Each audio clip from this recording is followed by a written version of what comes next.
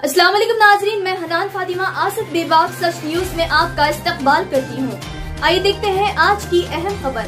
अभी तक आपने हमारे चैनल आसिफ बेबाक सच न्यूज को यूट्यूब पर सब्सक्राइब नहीं किया है तो सब्सक्राइब कर लीजिए और लाइक शेयर कमेंट करना ना भूले।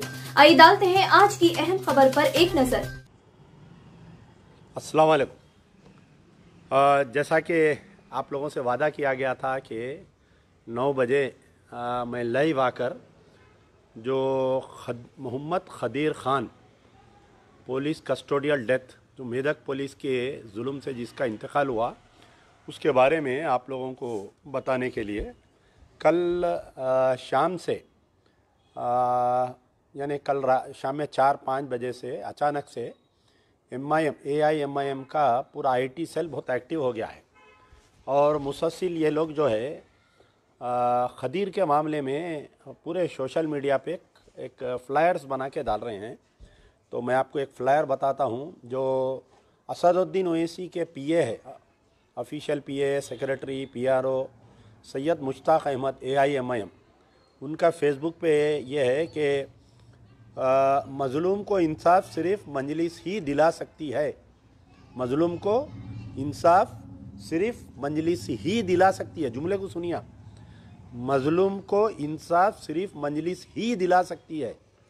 और पुलिस जुल्म का शिकार मुतवन्नी नौजवान के ख़ानदान से इंसाफ किया जाए। जुमले में देखिए आप, किया जाए सदर मजलिस की हिदायत पर कौसर मोहिउद्दीन की एक्स ग्रेशिया और डबल बेडरूम और मुलाजिमत के लिए नुमाइंदगी। मज़लूम को इंसाफ सिर्फ मजलिस ही दिला सकती है। ये नाम से जो है मुसलसल कल से सोशल मीडिया पे पूरे एड्स देना स्टार्ट कर दिए हैं। और एक फ्लायर बनाए ये लोग, आप देख सकते हैं कि एक फ्लायर क्या बनाए कि AIMIM का तेलंगाना, कांग्रेस का राजस्थान। इनका बोलना ये है कि कस्टोडियल डेथ जो मेदक में हुआ है MIM की वजह से, on the instruction of AIMIM president barrister Asaduddin Owaisi साहब, आई अलॉन्ग विथ मेदक AIM यानी कारवान MLA मेदक के जो मोहम्मद खदीर की अहलिया को, बच्चों को इंसाफ दिला दिए। और जो जुनैद और नासिर का राजस्थान में मर्डर हुआ वहाँ पर कांग्रेस गवर्नमेंट है, इसलिए उनको इंसाफ नहीं मिला। इन्हों इंसाफ दिला दिए, उन्होंने इंसाफ नहीं दिलाए। तो पहले तो मैं आपको ये बतलाना चाहता हूँ कि जो मजलिस का प्रोपोगंडा हो रहा है कल से, और जितने मेरे फेसबुक पे पोस्ट है खदीर के ताल्लुक़ से, सारे लोग आकर उसके अंदर जो है कमेंट्स कर रहे हैं। कमेंट में फ्लायर्स डाल रही हैं और एक प्रेस नोट है इतना लंबा कि हमारे सैयद मुश्ताक अहमद AIMIM PRO एक ये दे रही कि इंसाफ मिल गया, इंसाफ हो गया, इंसाफ मिल गया, अब इस मसले को आप लोग ख़त्म कर दीजिए। ये जुमले के साथ फ्लायर्स बनाए जा रहे हैं और कल से सोशल मीडिया एक्टिव है। अब एज़ पर मजलिस इत्तेहादुल, वो बाद में बोलूँगा कि मजलिस ही इंसाफ दिला सकती, कितनों को इंसाफ दिलाई, कितनों को इंसाफ नहीं दिलाई, ये बाद में बोलूँगा। पहले तो जो खदीर का वाक़या है, ये खदीर के वाक़ये में मजलिस इत्तेहादुल मुस्लिमीन का रोल शुरू से मशकूक रहा। कैसा मशकूक रहा?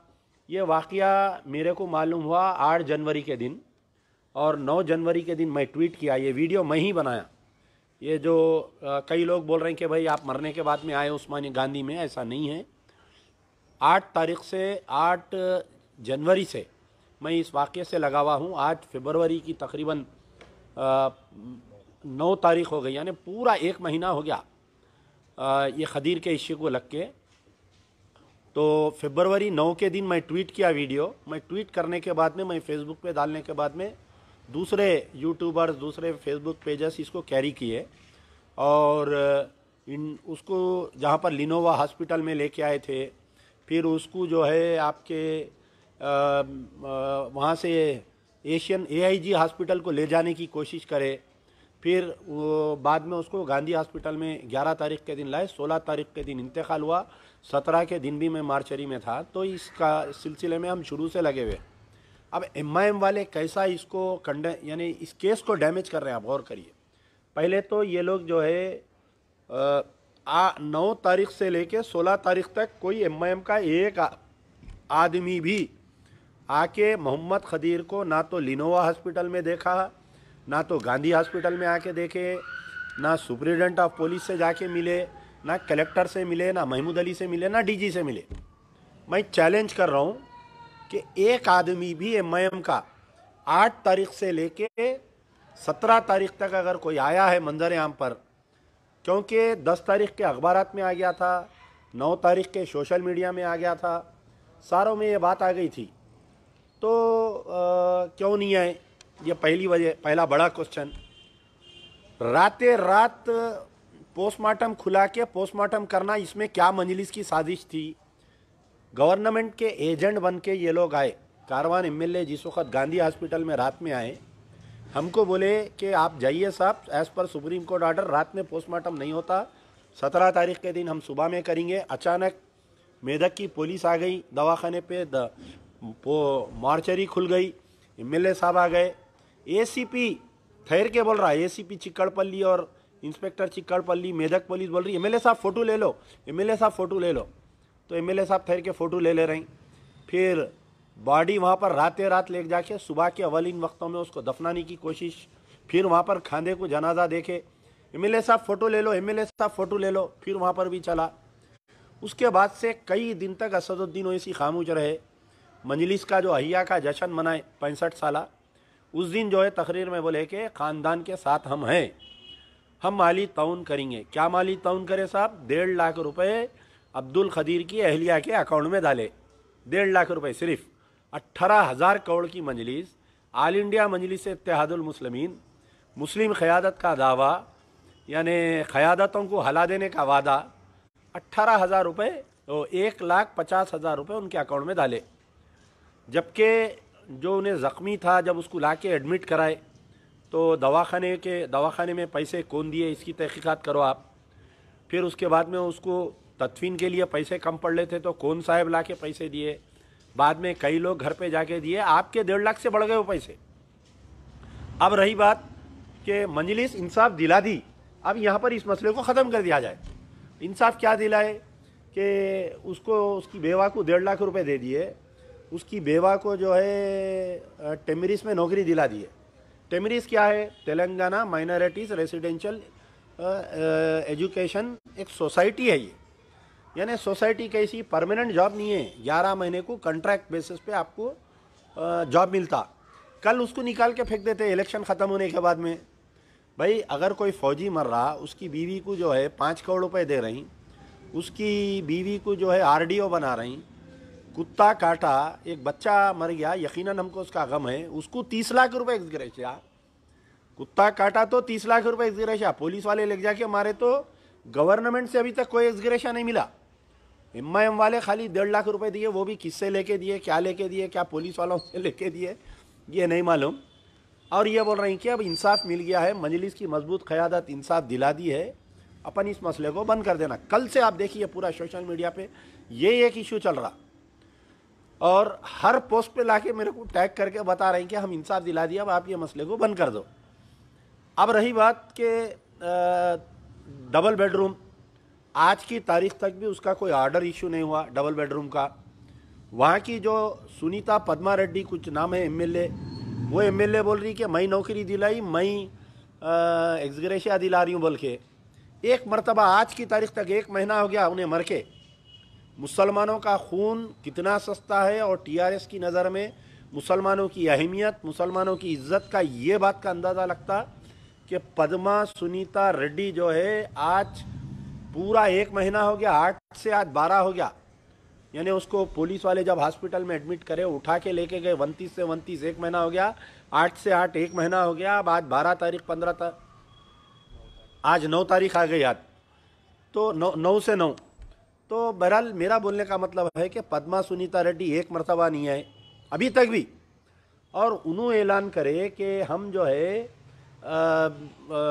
डबल बेडरूम दिला रहे हैं, हम जो है जॉब दिला रहे हैं बोल के। अब रही बात एक्सग्रेशिया का, जो है गवर्नमेंट एक्सग्रेशिया का ऐलान नहीं कर सकती कस्टोडियल डेथ्स में जब तक मुलजिमीन को मर्डर केस में गिरफ्तार नहीं करते, जब तक मुलजिमीन को कैफर किरदार तक नहीं पहुंचाते, उनको सज़ा नहीं होती, आप एक्सग्रेशिया नहीं दे सकते। अब जो हमारे मुश्ताक अहमद हमारे पीए साहब है, सलीम फेकू के पीए जो है, इन्हों ये बोल रही कि मंजलिस ही इंसाफ दिला सकती। तो मैं उनसे पूछना चाह रहा हूँ कि पहले कुछ आप मालूमात हासिल करिए कस्टोडियल डेथ में, जैसा मक्का मस्जिद पुलिस फायरिंग में जो लोग मर गए थे, बाद में पुलिस वाले चंद बच्चों को गिरफ्तार करे, 60-70 बच्चों को गिरफ्तार करके मारे तोड़े, बाद में ये मालूम हुआ ऐसी अकबरुद्दीन ओवैसी ड्रामा करे असेंबली में कि जो बच्चों को बेगुनाह बच्चों को गिरफ्तार करे थे उनको एक्सग्रेशिया दियो बोले, आर्डर भी निकल गया एक्सग्रेशिया दे दो बोल के। आज की तारीख तक कोई बच्चों को जिनको गिरफ्तार करे थे उनको नहीं मिला। कई लोग जो बम धमाके में जख्मी हुए उनको एक्सग्रेशिया नहीं मिला, उनको नौकरियां नहीं मिले। उस वक़्त की सरकार ऐलान करी और मंजलिस याली दूल्हा करी थी, जब भी बाजा वाजा बजाए थे। तो आलेर एनकाउंटर में जो 5 मुलजिमीन मरे, क्या मंजलिस इत्तेहादुल मुस्लिमीन इंसाफ दिलाई? जब आपका हेडिंग है कि AIMM यानी तेलंगाना में यानी मंजलिस ही इंसाफ दिला सकती मजलूम को, मजबूत क़ियादत का नतीजा है जो आज मरहूम अब्दुल खदीर को ना सिर्फ इंसाफ मिल रहा है बल्कि मरहूम के बेवा को फ्लैट और नौकरी भी मिल रही है। अरे कौन सी दुनिया के वास्ते इतना आप झूठ बोल रहे हैं बताइए आप? भाई मर के मट्ठी की ग़िज़ा बनना है ना।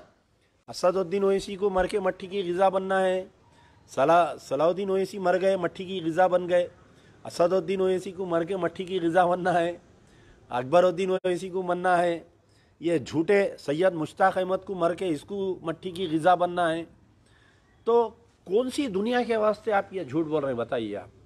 अरे थोड़ी तो मर्यादा रखो यार, थोड़ा ज़मीर ज़िंदा रखो कि उसकी बेचारी की बेवा जो है बीमार पड़ी हुई है, उन्हें उसके बच्चे बीमार पड़े हुए हैं, आज की तारीख तक जो है उसको 1 रुपया नहीं मिला गवर्नमेंट से।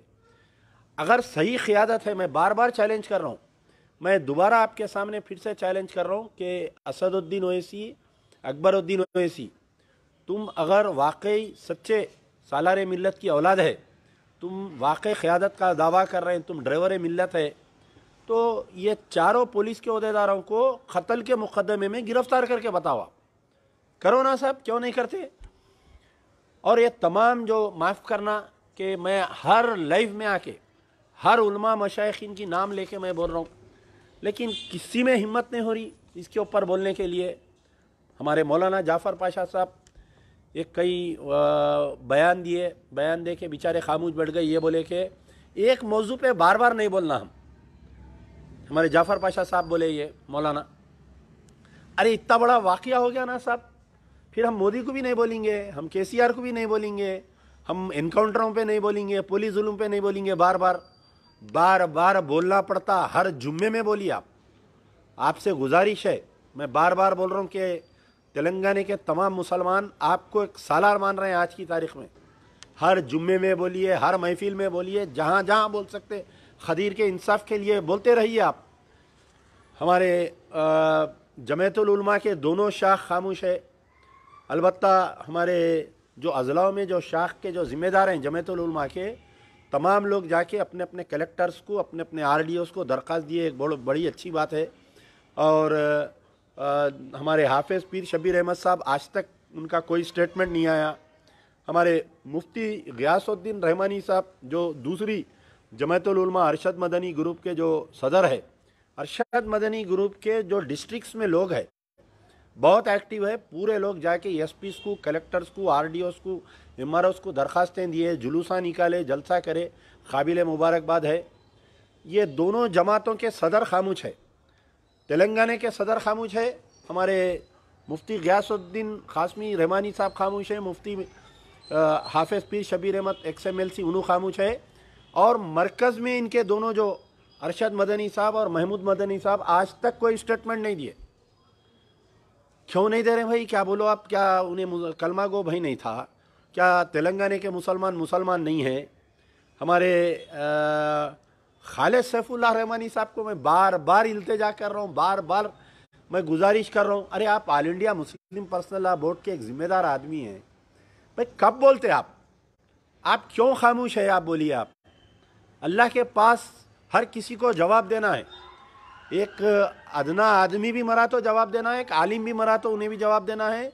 मशाइख, आप एक ज़िम्मेदार है, आप कौम के, आपको बोलना पड़ेगा आपको। जब तक आप इस मसले पर नहीं बोलेंगे हम बराबर आपकी इल्तिजा करते रहेंगे।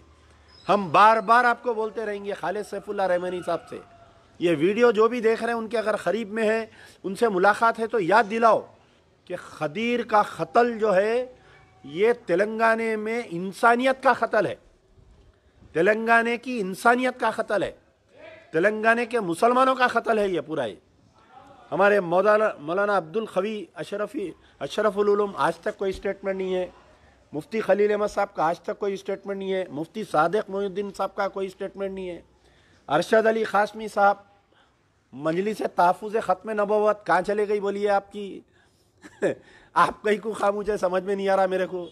ज़ियाउद्दीन नैयर तामीर मिल्लत भाई एक ज़िम्मेदार है ना, तामीर मिल्लत को लोग आपको ज़कात चंदे के पैसे दे रही, आप एक ज़िम्मेदार आदमी हैं, आपको जवाब देना पड़ेगा। आप कौम के मसले पर नहीं बोले आप। अलबत्ता हमारे अली पाशा खादरी साहब के बारे में मेरे को नहीं मालूम था, उन्होंने स्टेटमेंट दिए अंजुमन खादरिया के जो हमारे अली पाशा खादरी साहब है, बेहतरीन स्टेटमेंट दिए। मेरे से दावत में भी मुलाकात हुई, फ़ोन पे भी बात हुई, तो बोले हम बराबर पूरे अंजुमन खादरिया की तरफ से इस मसले को हम जिंदा रखेंगे, जब तक चारों को गिरफ्तार नहीं किया जाएगा हम बराबर इंसाफ करेंगे। हमारे ब्रदर वसीम साहब खामोश है, मौलाना शकील अहमद साहब खामोश है, यानी तमाम तेलंगाने के तमाम उलमा मशाइखीन दानिश्वरान इस्लाम पूरे खामोश बैठे हुए इस मसले पर। और कल शाम से जो है मजलिस इत्तेहादुल मुस्लिमीन अपने एक टट्टू को छोड़ दिए, पीआरओ को छोड़ के, ये टट्टू क्या कर रहा पूरों के सामने है, ये छोटा रिचार्ज बड़ा टाक टाइम है, इन्हें गिड्डा इतना ही है, इन्हें फ्लायर्स बना के पूरे आईटी सेल में डाल रहा है। मैं वालों को बोल रहा कि इसकी इतनी पब्लिसिटी करो, यानी झूठ को इतनी बार बोलो कि सच शर्मिंदा हो जाए। तो मैं वाजे करने के लिए आया हूँ कि 1.5 लाख रुपए एक्सग्रेशिया दिया गया वो मजलिस इत्तेहादुल मुस्लिमीन की तरफ से। 18,000 करोड़ की जमात क्या दे रही साहब, 1.5 लाख रुपए। और नौकरी का जो नाम बोल रही कि टेम्पररी टिमरिस में, भाई इलेक्ट्रिसिटी में दियो उसकी बीवी को नौकरी। जब गाजी मिल्लत अलहाज मोहम्मद अमानुल्लाह खान साहब जिंदा थे, ऐसी से खदीर बोल के कांस्टेबल को कम्युनल राइट्स में मार दिए थे, वो खदीर साहब नहीं जो पुलिस सत्ता की पुलिस फायरिंग करे। सो एक सुल्तान शाही में खदीर साहब बोल के थे, बेचारे घर को लाक डाल के निकल रहे थे, अशरार सुल्तान शाही में उनको मार दिए, उनके बेटे को पुलिस में नौकरी दिलाए थे। यानी जो भी ऐसे वाक़यात होते थे गाजी मिल्लत के दौर में हम उनको गवर्नमेंट जॉब दिलाते थे। हमारे पड़ोस में एक बच्चा रहता था, शिया ज़ायरीन जाके अफ़गानिस्तान में ज़ियारत को गए थे, तो ईरान या इराक़ के बॉर्डर पे कहीं बस में बम लगा दिए, मर गया, उनके वालिद मर गए, तो उनके बच्चे को मैं राजशेखर रेड्डी के लेके जाके पुलिस में हम वो इलेक्ट्रिसिटी में मुलाजिमत दिलाए। चंचलगुड़े में बच्चा काम कर रहा, आज भी आप जाके देख सकते।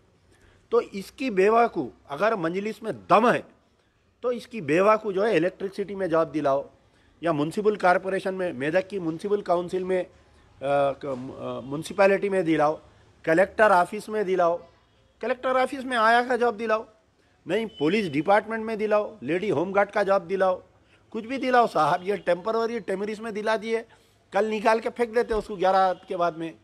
और रही बात एक्सग्रेशिया का, जब तक इन लोगों को गिरफ्तार नहीं करते एक्सग्रेशिया नहीं मिलता, एक टेक्निकल पॉइंट है इसका। तो कहाँ ये जो 14 तारीख को आने वाली सुनवाई है हाई कोर्ट में, अब हाई कोर्ट कहाँ डंडा मारता है कि बोल के मजलिस वाले पुलिस डिपार्टमेंट, तेलंगाना का पुलिस डिपार्टमेंट खाती अहदेदार मजलिस इत्तेहादुल मुस्लिमीन को इस्तेमाल कर रहे हैं। और ये टट्टू क्या कर रहा, कल से बना के डाल रहा। मजबूत क़यादत का नतीजा है जो आज मरहूम अब्दुल खदीर, अरे क्या अल्लाह के ने जवाब देगा तो समझ में नहीं आ रहा मेरे को। रोज़े महशर अब्दुल खदीर पकड़ लेगा तुम्हारे को अल्लाह के सामने कि मैं मर गया, मेरी बीवी तड़प रही थी इंसाफ के वास्ते, तो ये झूठे बातें कर रहा था बोल के।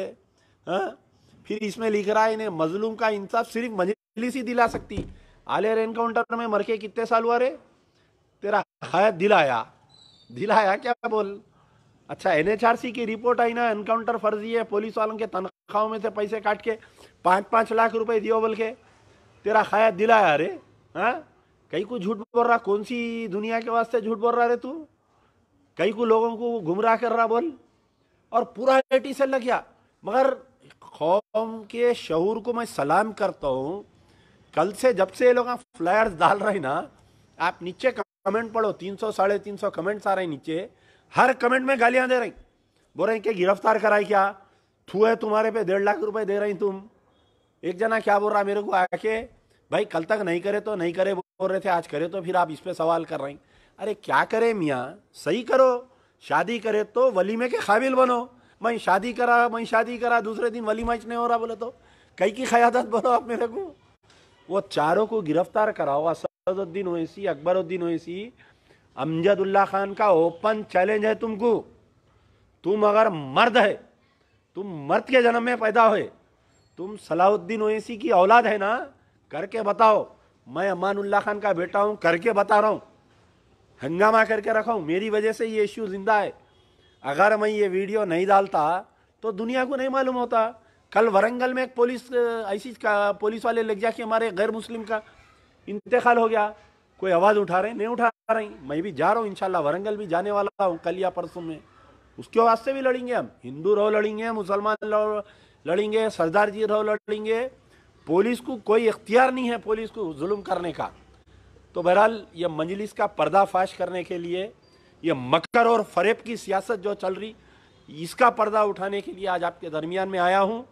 मैं सबसे गुजारिश करता हूँ कि पहले तो हमारे जिद्दोजहद को, हमारे एहतजाज को कामयाब करने के लिए अल्लाह से दुआ करिए, हर नमाज में दुआ करिए, अल्लाह खदीर के कातिलों को गिरफ्तार करवाओ बोल के दुआ करिए।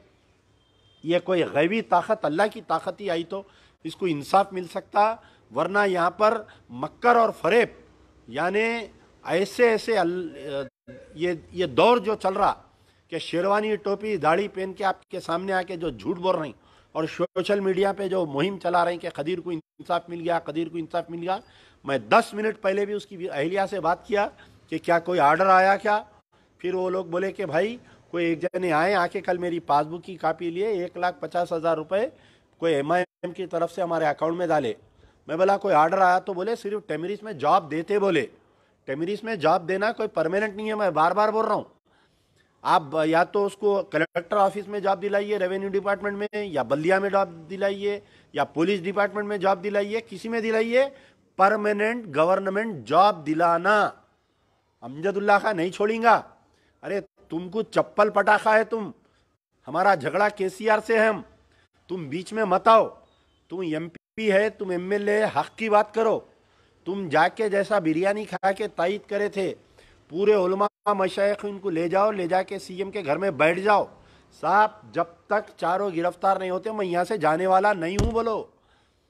जब तक 2 बेडरूम फ्लैट का ऑर्डर नहीं निकलता मैं यहाँ से नहीं जाता साहब बोलो। जब तक गवर्नमेंट जॉब का ऐलान नहीं होता मैं यहाँ से नहीं जाता बोलो आप। गवर्नमेंट जॉब, मैं बार बार बोल रहा हूँ, गवर्नमेंट जॉब, ये सस्पेंशन नहीं, गिरफ्तारी। कुत्ता काटा तो 30 लाख रुपए, पुलिस मार दी तो 1.5 लाख रुपए, वो भी तुम्हारी तरफ से। 50 लाख रुपए इस गिरेशा दिलाना तो मैं समझूंगा असदुद्दीन अकबरुद्दीन तुम मर्द के जन्म में पैदा हुए, वरना फिर बाद में नाम रखूंगा तुम्हारा यार जिंदा सोबत बाकी।